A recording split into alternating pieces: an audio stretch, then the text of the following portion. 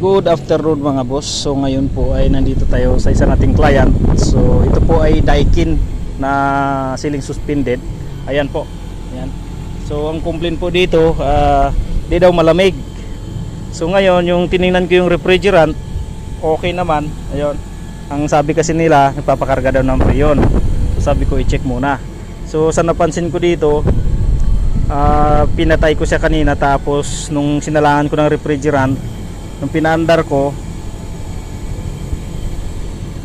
bumirit lang siya ng wala pang mga 2 minutes na birit, tapos nagminor na siya kaagad. Yung amperahe niya ngayon ay nasa 6 na lang. Ayan. Oh.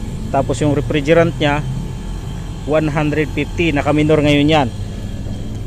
Pero yung current talaga nito is 24 rated current. Ayan, oh.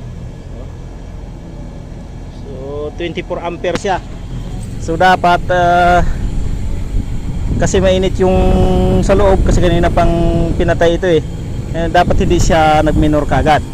So titingnan muna natin yung doon sa loob kung anong magagawa natin dito.